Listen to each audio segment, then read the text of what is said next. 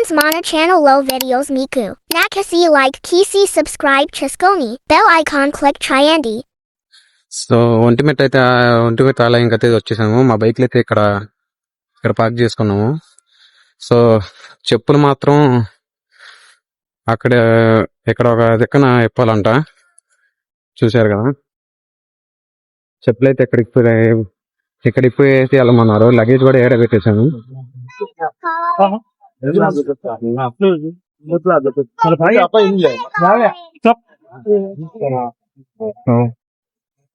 లోపలికైతే phone cameras ఎలా ఉందన్నారు. మరి గర్భగుడిలోకి ఎలా ఉండిద్దో లేదో తెలీదు. చూసారు కదా, శ్రీ కోదండరామస్వామి ఆలయం. హాయ్ ఫ్రెండ్స్, హాయ్ ఫ్రెండ్స్, ఇదే కోదండరామ స్వామి ఆలయం. రామ యుద్ధం జరగక ముందు తెలిసిన ఆలయం. ఇప్పుడు కాదు, ఇది జామవంతుడు రాముడిని పూజించిన ఆలయం.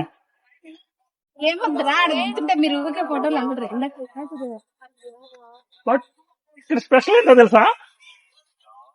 ఆంజనేయ స్వామి ఉన్నాడు రాముల వారి దగ్గర. అదే ఇక్కడ స్పెషల్. అది ఆంజనేయ స్వామి గుడి.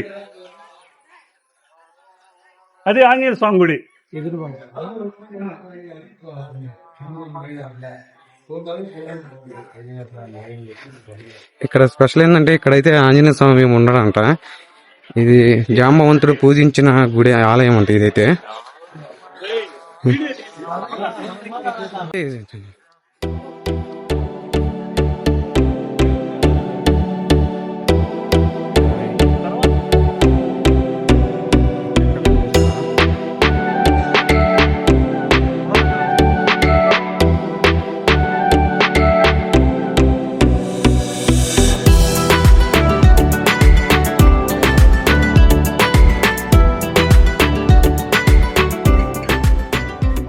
ఆలయం ఏదైతే ఉందో ఇది జాంబవంతుడు స్వయంగా స్థాపించిన గుడి. కడప నుంచి 20 కిలోమీటర్స్ దూరంలో ఉంటుంది, హైవే పక్కన. ఆలయం చుట్టూరు మీరు చూసినట్టయితే 3 గోపురాలు అయితే కనిపిస్తాయి. దీన్ని ఇక్కడ వాళ్ళంతా ఏకశిలా నగరంగా పిలుచుకుంటారు. ఎందుకంటే ఇక్కడ రాముడు, సీత, లక్ష్మణుడు ఒకే శిలపై కొలువై ఉన్నారు. సో అందుకని దీన్ని ఏకశిలా నగరంగా పిలుచుకుంటారు ఇక్కడ ఉన్న ప్రజలంతా.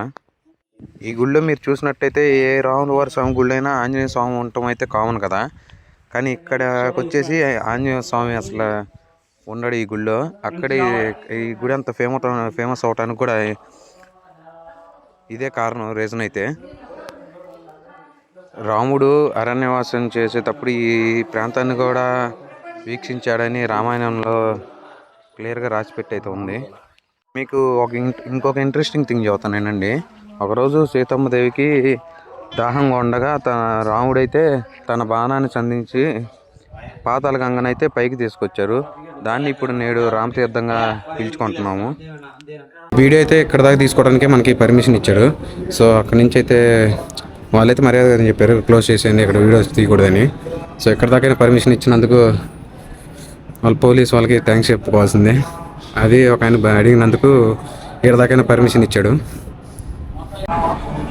ఇప్పుడే దర్శనం అయితే బయటకు వచ్చాము. దర్శనం అయితే బాగా జరిగింది. లోపల వీడియో తీయడానికి పర్మిషన్ అసలు లేదన్నారు. ఓన్లీ గర్భగుడిలో అచ్చం పర్మిషన్ లేదు. ఇంకా గుడి మొత్తంలో ఎక్కడైనా మీరు వీడియో తీసుకున్నా నో ప్రాబ్లం.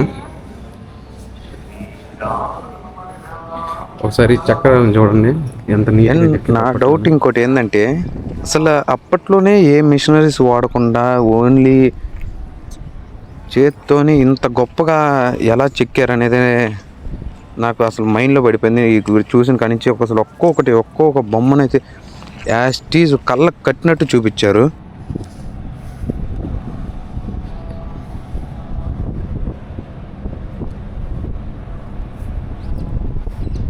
చాలా ప్రశాంతంగా ఉంది ఎక్కడైతే ఈ గుళ్ళు అయితే. పెద్దగా క్రౌడ్ లేదు, ప్రశాంతంగా దర్శనం జరిగిపోతుంది. పంతులు గారు కూడా బాగా మాట్లాడుతూ అసలు అక్కడ విగ్రహాన్ని చూడగానైతే నిజంగా గూజ్ బంప్స్ వచ్చినాయి. అసలు అంత బాగుంది రాముడి విగ్రహం అయితే. ఇక్కడ ఇంకొక ఇంట్రెస్టింగ్ థింగ్ ఏంటంటే, ఇక్కడ ఆంజనేయ స్వామి విగ్రహం లేదు. ఏంది రాముడి గుడిలో ఆంజనేయ స్వామి విగ్రహం లేదు. ఎందుకంటే ఈ గుడి కట్టినప్పటికీ ఇంకా ఆంజనేయ స్వామి రాముడికి ఇంకా పరిచయం కాలేదంట. సో అందుకని ఇక్కడ ఆంజనేయ స్వామి లేడు. కాకపోతే గుడి బయట ఎదురుగా ఆంజనేయ స్వామి బొమ్మ అయితే కోసం గుడి ఒకటి సపరేట్గా కట్టించారు. కానీ ఇక్కడంతా డిఫరెంట్ తెలియని వైపు ఉంది. అసలు పాత గుడి ఇదంతా. జాంబవంతుడు ఇక్కడే పూజ చేసేవాడంట. సో ఇక్కడైతే చాలా పీస్ఫుల్గా అండ్ ఇంకా రిలాక్సింగ్గా ఉంది. నిజంగా ఏ మాట మాట రాముల వారి విగ్రహం చూడగానైతే ఎంట్రుకలు లేచి నిలబడి అంత ఇదిగా ఉంది. లాస్ట్ టైం వచ్చినప్పుడు ఏంటంటే నేను దర్శనానికి లోపలికి రాలేదు, ఓన్లీ బయట నుంచి చూసుకొని వెళ్ళాను. సో అప్పుడు ఎందుకు మిస్ అయ్యానని ఇప్పుడు అనిపిస్తుంది. అసలు ఒక్కసారి గుడి మొత్తం అవుట్లుక్ వేసుకోండి. ఎంత బాగుందంటే అంత బాగుంది, పీస్ఫుల్గా ఉంది. జనాలు ఎవ్వరు క్రౌడ్ చాలా తక్కువ. సెక్యూరిటీ వాళ్ళు కూడా నీట్గా సమాధానం చెబుతాం. అసలు చాలా బాగుంది అయితే గుడి.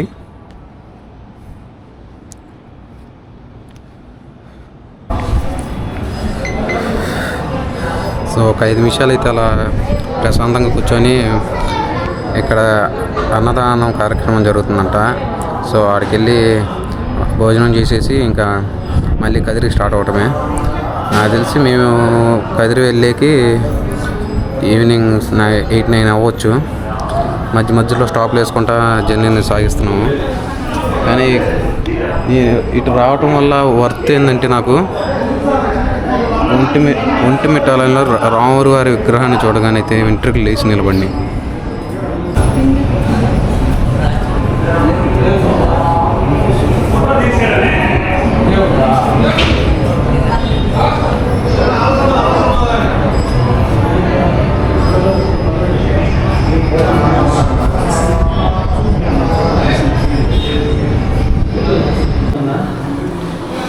ఇప్పుడే ఒంటిమిట్ట గుళ్ళో అన్నదానానికి అయితే వచ్చాము. ఇక్కడ భక్తుల్ని రిసీవ్ చేసుకునే విధానం అయితే సూపర్గా ఉంది. చూసారా, అన్నం, సాంబార్, పచ్చడి ఇచ్చారు. టేస్ట్ కూడా సూపర్గా ఉంది. ఫస్ట్ వీళ్ళు రిసీవ్ చేసుకునే విధానం అయితే ఇంకా బాగా సూపర్గా నచ్చింది నాకైతే. అరే ఎలా రిసీవ్ చేసుకుంటున్నారు ఎక్కడున్న ప్రతి ఒక్కరు? అజాములు అన్నం బాగుంది, ఒకసారి ట్రై చేయండి రూట్లో పోయేటప్పుడు. ఆ పిల్లడు మటుకు ఇది 3వ సారి అండి పెట్టించుకోవటం. ఆ పిల్లడు ఇది 3వ సారి పెట్టించుకోండి. ఈ అబ్బాయి 3వ సారి పెట్టించుకున్నారు, అయినా వాళ్ళు ఏమనలేదు. అయినా వాళ్ళు ఒక ఆయన ఇంకా ప్రేమగా ఇంకా తిన్న అబ్బాయిని వాళ్ళే పిలుస్తున్నారు. ఇక్కడ టోకెన్ తీసుకోవాలంటే లేదు సార్, మీరు తినేసేయండి, కావాల్సిన డొనేట్ చేయాలనుకుంటే డొనేట్ చేయండి.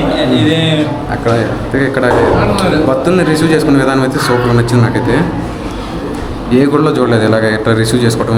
అసలు ఎవరు ఇసుకుపోవటం కానీ నీట్గా సమాధానం చెబుతున్నారు. ఓకే, సో ఒంటిమిట్ట నుంచి స్టార్ట్ అవ్వాల్సిన టైం వచ్చింది. నాకైతే అసలు వెళ్ళబుద్ధి కావట్లేదు ఇక్కడి నుంచి. ఎక్కడ ఒక వర్క్ చేయడం కూర్చోబెట్టినా జీవితం అంతా ఇక్కడే పడి ఉంటాను. సరే అయితే ఇంకా మళ్ళీ కదిరిలో కలుసుకుందాం.